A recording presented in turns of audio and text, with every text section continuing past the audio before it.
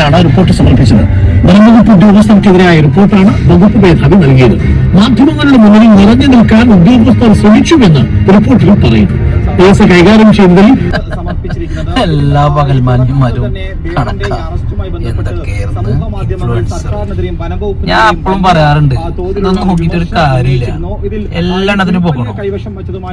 അല്ലിക്ക നിങ്ങൾ എന്താണ് ടീച്ചറേക്കണേ?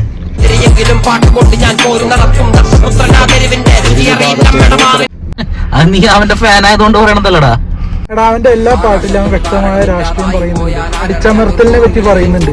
ഇന്നത്തെ കാലത്ത് ആരാണ് ഇതെല്ലാം തുറന്നു പറയാൻ ധൈര്യം കാണിക്കുന്നത്? ഇഷ്ടപ്പെടാത്ത, ഇതൊന്നും പറ്റാത്ത, അല്ലെങ്കിൽ ഇതിന് അംഗീകരിക്കാത്ത ഒരുപാട് ആൾക്കാരുണ്ട് ഓപ്പോസിറ്റ്.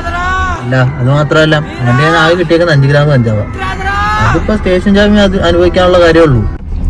അല്ല, അപ്പൊ എനിക്ക് പുലിപ്പല്ലിനെ കുറിച്ചൊന്നും പറയാനില്ല. എടാ, പുലിപ്പലിന്റെ ഇഷ്യൂ എന്ന് പറഞ്ഞു കഴിഞ്ഞാൽ അത് അവന്റെ ആരാധകനാണെന്ന് പറഞ്ഞ ആരെങ്കിലും അത് ഗിഫ്റ്റ് ചെയ്തതാണെങ്കിലോ, അവൻ വേട്ടയാടി പിടിച്ചതോ കാര്യങ്ങളോ ഒന്നല്ലല്ലോ. ഇതിപ്പോ ഈ കഞ്ചാവ് കേസിൽ എന്തായാലും അവനെ അപമാനിക്കാൻ വേണ്ടി മാത്രമേ അവൻ അറസ്റ്റ് ചെയ്തു. 5 ഗ്രാം കഞ്ചാവ് എന്ന് പറഞ്ഞ സ്റ്റേഷൻ ജാമ്യം കിട്ടുന്ന കേസാ. പുലിപ്പല്ല് ഇവന്റെ ആരാധകനാണെന്ന് പറഞ്ഞുകൊണ്ട് ഇവനെ കൊടുക്കാനൊരു ലക്ഷ്യം കൊണ്ട് ആരെങ്കിലും ഗിഫ്റ്റ് ആക്കിയതാണെങ്കിലോ.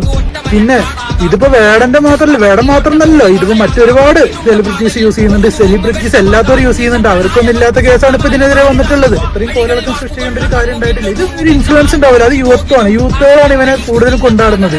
അപ്പൊ അത് ഇത്രയും ഒരു കേസിൽ പെട്ട് കഴിഞ്ഞാല്, അല്ലെങ്കിൽ ഇവനെ അപമാനിച്ചു കഴിഞ്ഞാൽ അതൊന്നും കുറയുമല്ലോ, അല്ലെങ്കിൽ ഇവന്റെ വാക്കുകൾ പിന്തള്ളുമല്ലോ. ആള് കൊടുത്ത എക്സാക്ട് ലൊക്കേഷനോ കാര്യങ്ങളോ കൊടുത്ത വിവരത്തിന്റെ അടിസ്ഥാനത്തിലാവും ഇപ്പൊ ഇങ്ങനെ ഒരു പണി അവന് കിട്ടിയിട്ടുണ്ടാവും.